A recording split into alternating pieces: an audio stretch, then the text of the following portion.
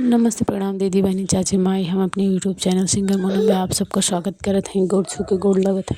हम आप लोगों के बीच एक सुहाग गीत लेके आए हैं। गीत के आप लोग पूरा सुनाओ और कमेंट करके बताइए कैसा लगा। कहाँ से उड़ैन हरा रे सुगनावा, अरे हरा रे सुगनावा, कहवा सुगना जाई मेढ़रान रे ललनावा, अरे कहवा सुगना जाई मेढ़रान रे ललनावा।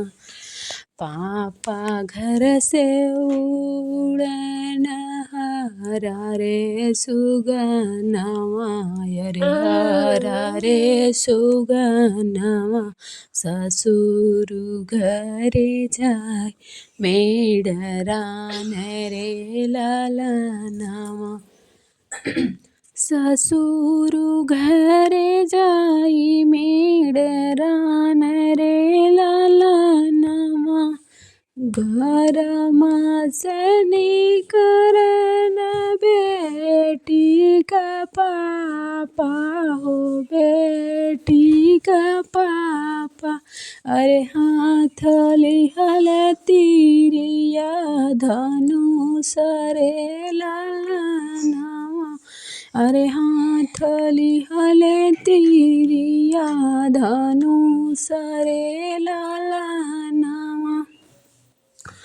एही रे सुगनावा के मारी काटी नाइब हो, मारी काटी नाइब, अरे इह गोठरो जा मोर दुआर रे ललनावा, अरे इह गोठरो जा मोर दुआर रे ललनावा।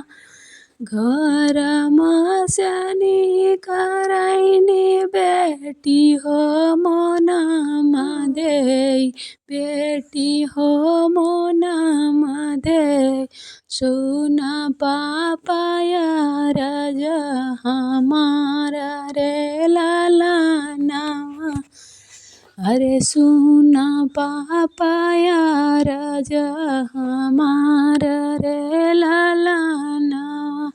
जिन पापा मार्या हो, जिन पापा काट्या हो, जिन पापा काट्या, अरे इह सुगना बेटी का सिंगार रे ललनावा, अरे इह सुगना बेटी का सिंगार रे